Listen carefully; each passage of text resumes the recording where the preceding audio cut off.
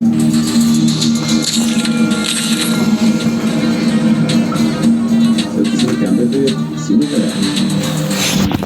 Guys, welcome to my channel. তো এখন আমরা খেলবো হলো CS ranked. Free Fire India is set in a virtual world and is not based on the real world. Don't worry if you're eliminated. Shall we give them a sweet dream or a nightmare? I'll outrun my fate to outlast the game. इसका मतलब है ये खून और CCTV कैमरे के पीछे से सीमेंट लगा दिया। यही एक रास्ता है। सो ऐसे नीचे उतरोगे? Yes sir. गुड, चलो उतर जाओ। देखो दोनों को कोई सुराग मिलेगा नीचे। आराम से आराम से।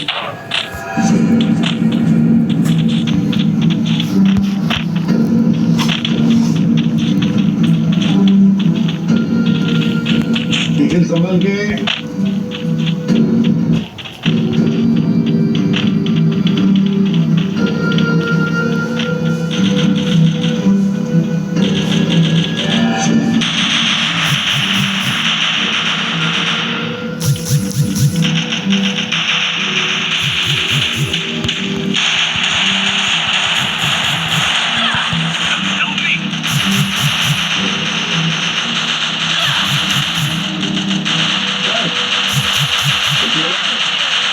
दिन बुलाए मेहमान की तरह आए और गोली मार के मार दिया।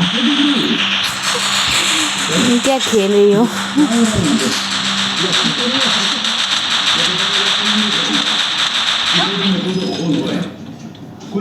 बेचारा अभी मरने वाला है, फिर भी क्या बताऊं। Double takedown. 2 बंदा था उसकी टीम में ना। अब बेटा पहले राउंड पे तो जीत गए। अब देखो हेडशॉट।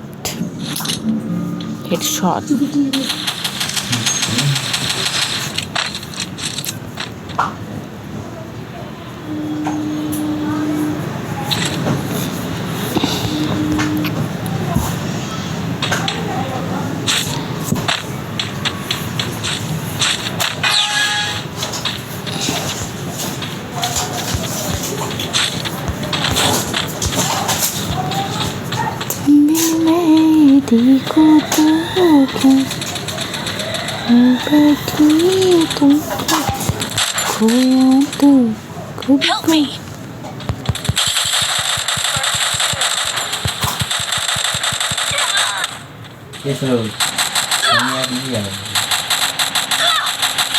Double takedown. একটা অন্য বই লাগে রে। সার্চিংও তো যাইতে হবে না।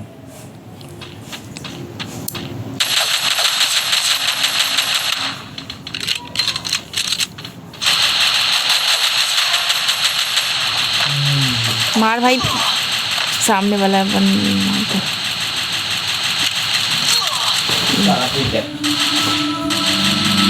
इसको पहले बचा तो लो।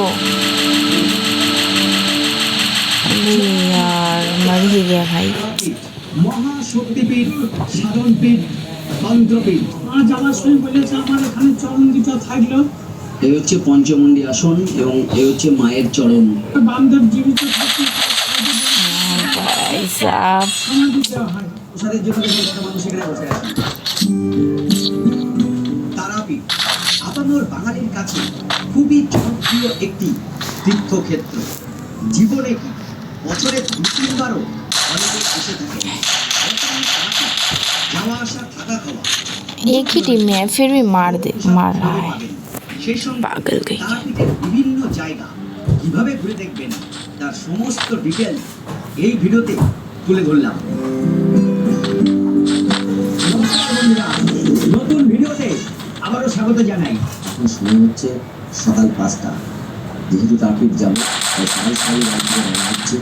চলুন বাইরে বেরোন, গাড়ি দিয়ে রওনা করি। গাড়িতে উঠে প্রথম কথা হচ্ছে গাড়ি আমি ভালো চালাতে পারি না, শিখছি। আমার বাড়ি থেকে তারাপীঠের দূরত্ব হচ্ছে 200 কিলোমিটার, যেতে মোটামুটি সময় লাগবে 4 থেকে 5 ঘন্টা। তো বাড়ি থেকে ওই 35 কিলোমিটার মতো এলাম, এসে কৃষ্ণনগরে ফোন করে যাবেন। কৃষ্ণনগরে এখানে চা পানির বিরতি।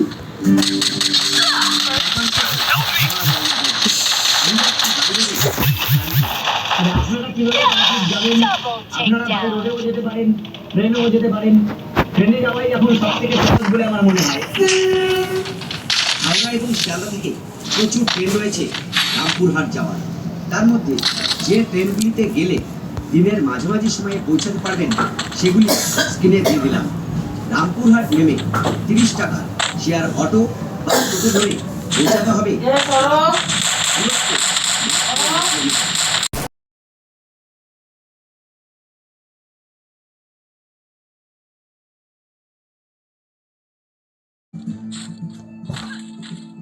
এখন বাজে সকাল 9:10। আমাদের গাড়িটা মাঝে জ্যামে প্রায় ঘন্টাখানেক দাঁড়িয়েছিল। পাপ্পু ধাবায় এখন দাঁড়িয়েছি, এখানে ব্রেকফাস্ট করে আবার বেরোবো। এই যে আমরা নিয়ে নিলাম ব্রেকফাস্টে, আমাদের রয়েছে রুটি, গরম গরম রুটি, তার সঙ্গে চানা মশলা এবং আলু পটল ভাজা, গরম মশলা এবং fresh। এখন আমরা একটু রামপুরহাট, আর এখান থেকে 10-12 কিলোমিটার আছে সম্ভবত তারাপীঠ। তারাপীঠ চলে এলাম। তারাপীঠ এই যে ডান দিকে রয়েছে মা তারাপীঠ মন্দিরটা সোজা। তারাপীঠ তো আপনি নেমে গেলেন, তারাপীঠ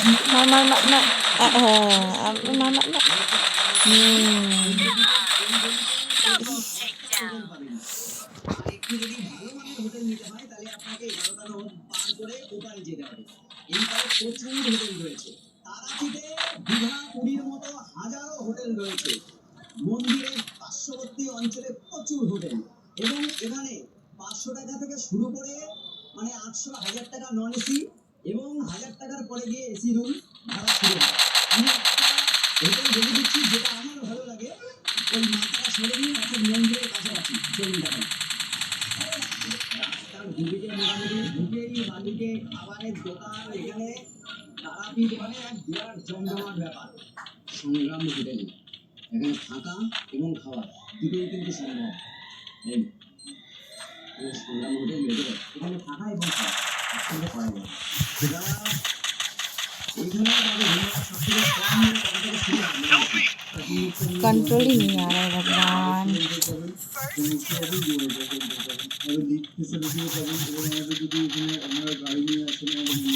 गिव अप कर देता हूँ। সুবিধাও রয়েছে। 308 নম্বর রুম। এই আমি রুমে ঢুকলাম। বাহ, রুমের ইমপ্রেশন যথেষ্ট ভালো। এ হচ্ছে বেড, 2 থেকে 3 জন এখানে আপনারা থাকতে পারবেন।